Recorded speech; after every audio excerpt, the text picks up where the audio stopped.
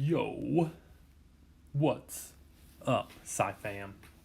It's your boy Nickel, and today we're going to talk about Newton's first law of motion. So let's add that title to the page up there at the top, Newton's first law of motion, and then we're going to look at two different situations and how they kind of relate to each other. We'll reframe Newton's first law of motion into a new way to look at it, and we'll define inertia as well and have a couple examples at the bottom. So you can see how you need to structure your page, and let's get started learning about Newton's first law of motion. So Newton observed that an object that's at rest tends to remain at rest. Think about this. There's a big boulder and it's just chilling there. Well, if you come back in like 30 years, that boulder's probably still chilling there. He also noticed that an object that's in motion tends to remain in motion. So if you think about this, if you were to kick a soccer ball, that soccer ball just keeps on rolling along and rolling along and rolling along. Unless, yep, that's right, because it doesn't go on forever, does it? You all know that. You've probably witnessed that. Unless that object, whether it's the boulder or the soccer ball, is acted upon, so some type of action, if the object is acted upon by an outside force.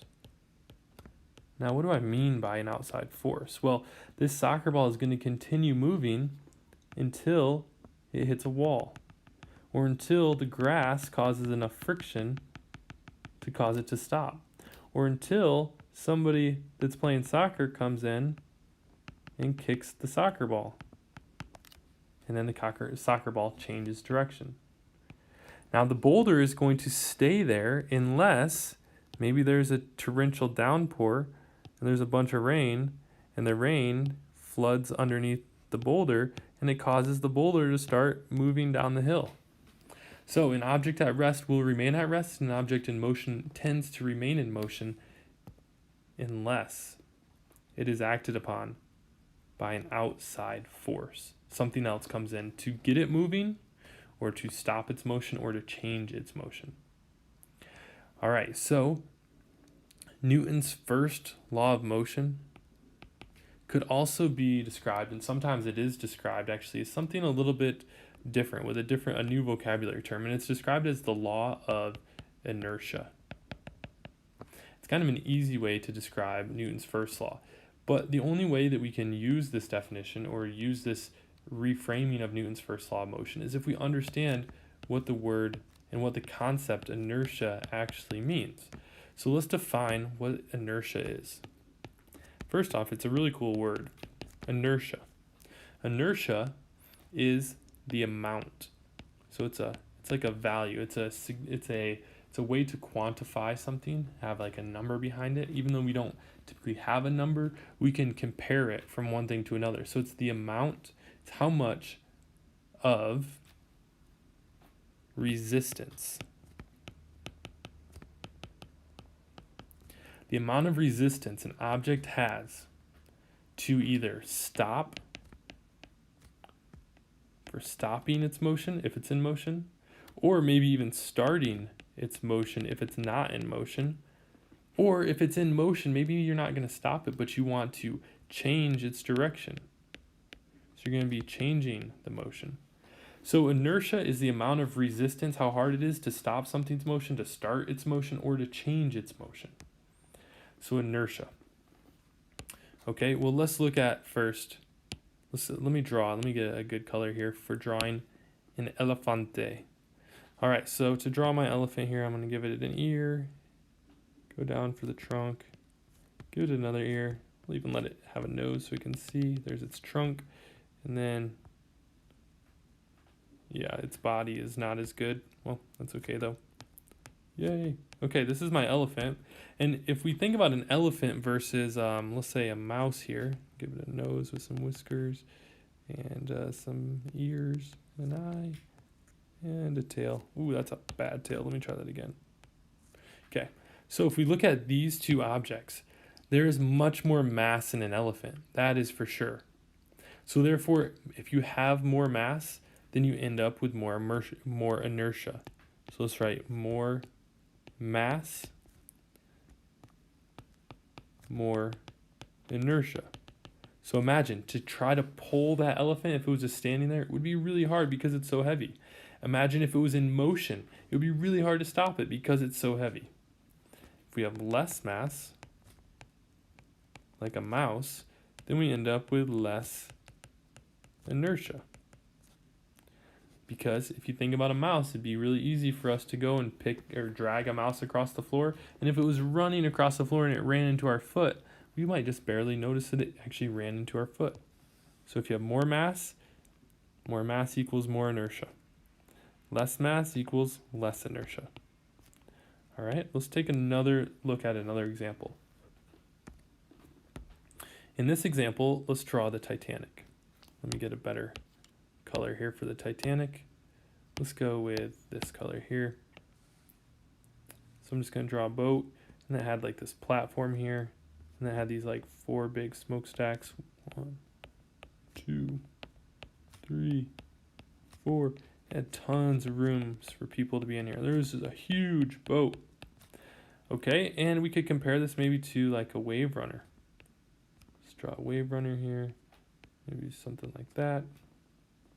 Okay, so if we look at these two items, here we have more mass. Here we have less mass. So which one has more inertia? Which one is going to be harder to actually turn if it was in the water? Whoa. All right, more mass means we have more inertia, which means we have more resistance. Okay, inertia is the amount of resistance something has. So if we have more mass, we have more inertia, more resistance to move that boat. If we have less mass, then we end up with less inertia, and it's easier. There's less resistance. So there's inertia. Less mass, less inertia. Now, if we think about this in reality, actually, which is kind of crazy to think about, but the Titanic, the reason it sank is because it hit an iceberg. Well, guess what? They actually saw the iceberg and they tried to change the direction of the boat. So let's say that this was the iceberg here and the boat was heading towards the iceberg. Well, they're like, oh no, there's an iceberg ahead. Move the boat. And so they actually turned the rudder on the boat and the boat started to turn. But it had so much inertia that it takes a lot of effort to get the boat to turn. They couldn't just turn the boat really sharp because it was already in motion on the water. So therefore, even though they saw that the iceberg was coming, they were unable to move it quick enough, and it ended up still hitting the iceberg because it had so much inertia. Now, if that was a wave runner and it saw that iceberg, it could have just done a 180 almost because it has so little inertia that it's easy to move that boat, to move that wave runner. All right, let's do another example here. This one is going to be, we're going to look at speed, or how much motion something has. Okay, so I'm going to show 0 on here, and we'll show 100, and then we'll say 50 is in the middle. So we're at 50, 0, and 100. So if I were to draw a line in here to show that at first we're going to have low speed, and then later we're going to have faster speed. So what we find is if we have the same object, so let's imagine that we have, let's go with a baseball.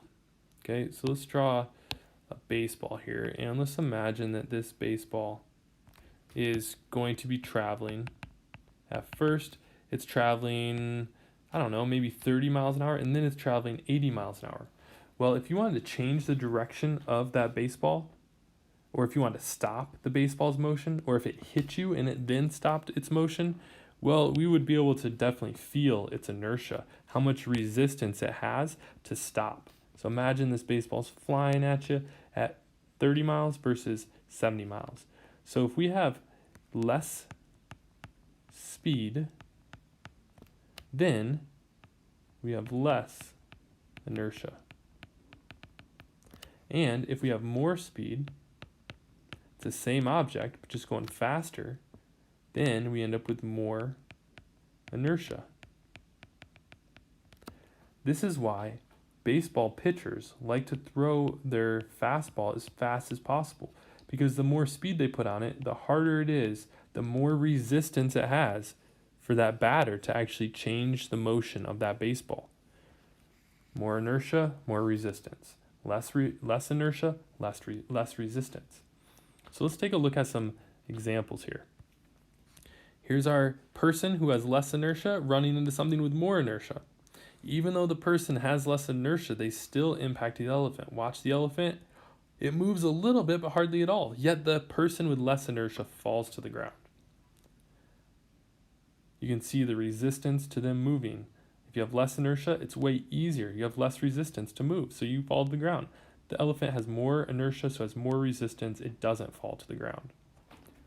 Now, inertia is also the reason why you should wear your seatbelt.